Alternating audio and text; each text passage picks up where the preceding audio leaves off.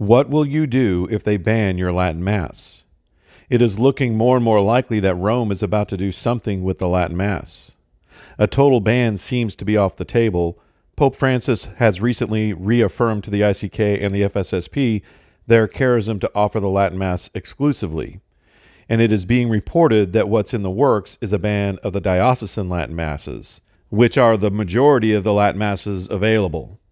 So I'm asking you, what will you do if your Latin Mass goes away? You know where I'm going with this. You know what I'm going to say. I was going to wait until something actually happened to say it, but I'm going to say it now. If you have an SSPX chapel within, say, an hour's drive or more, if you're willing, you should consider going to it.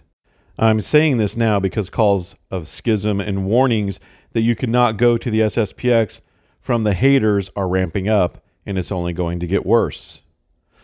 The cat calls against the SSPX have been getting louder over the last few years because more and more people are waking up and smelling the Argentine coffee, and they don't like it. My own chapel has grown from being about 3/4 full to standing room only, spilling out into the foyer in the last 2 years that I've been attending. A diocesan Latin Mass ban means attendance at SSPX chapels could double, and the Pope-splainers and Vatican fangirls will try to head that off as much as possible. So let me say it again. You can go to an SSPX Mass. It doesn't make you a schismatic. You won't be excommunicated or incur any other penalties, and it fulfills your Sunday obligation. The Pontifical Commission Ecclesiae Dei, who was the authority on this matter, said so. The Code of Canon Law says we have the right to approach a suspended priest, even a schismatic priest, which the priests of the SSPX are not, for the sacraments when it is physically or morally impossible to receive them from regular non-suspended priests. That's Canons 844 and 1248. And I'm getting this from Father Hess of happy memory, Canon Hess, which means he was a canon law expert. Notice it's not the competent authorities saying that you can't go. It's laymen for the most part, people who don't have the right to tell you that you can't go to an SSPX Mass. It's people like John Salza, who attended the SSPX for years, then one day asked his bishop, who said, no, they are this and they are that, and he just didn't know better, even though his past work while he was with the SSPX and the Fatima Center makes it clear that he was well aware of the SSPX's situation. It's people like Andrew Bartell, who says he was raised in the SSPX and whose family was ripped apart at Bishop Williamson's departure. People like Miss Happy Catholic, who runs a YouTube channel dedicated to making baseless, unsubstantiated claims against traditional Catholic groups, especially the SSPX. In other words, it's people who have an axe to grind. But even priests and bishops. If Father Goring and others say no, Father Z and others say yes. If Cardinal Burke says no, the Archbishop of Kansas City, Kansas, and Bishop Athanasius Snyder say yes.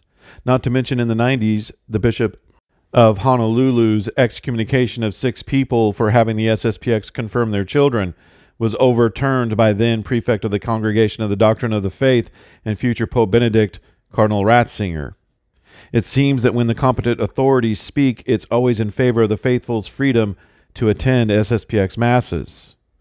The PCED was negative in the 90s and early 2000s, but the last we heard from Monsignor Pearl on this was yes. Father Z says that when he worked for the PCED, it was understood that the SSPX was not in schism and the faithful could attend their Masses, fulfilling their Sunday obligation without penalty, not just in cases where it's the only thing available, but because they wanted to. Yes, St. John Paul II in Ecclesia Dei Afflicta said the bishops of the SSPX were excommunicated. He said the consecrations were a schismatic act and that formal adherence to the schism carries the penalty of excommunication decreed by the Church's law. But this isn't 1988. Those excommunications were lifted, and the same document approved by Benedict XVI lifting those excommunications also says that the decree issued at that time, which was Ecclesia Dei Afflicta, no longer has juridical effect. That tells me that all the penalties laid out in that document have been lifted. And Pope Francis has given perpetual faculties for the sacrament of confession to SSPX priests, as well as conditional faculties for marriage. Of course, the We Hate the SSPX Club would have you think nothing has changed since John Paul's motu proprio in 1988. But I think we are witnessing something that proves that the SSPX has never been officially in schism. And that's the situation with Archbishop Vigano. According to the National Catholic Register, quote, Archbishop Carlo Maria Vigano has been charged with schism and summoned for a proceeding at the Dicastery for the Doctrine of the Faith. In reply to those serious charges, he issued an inflammatory response: Vatican II is a cancer, Bergoglio is illegitimate. Archbishop Marcel Lefebvre and the 4 bishops were never charged with schism and summoned to the Vatican to be put on trial. Vigano denies that Francis is the Pope. Lefebvre made it clear that John Paul II was the Pope and that he was not setting up a counter-church.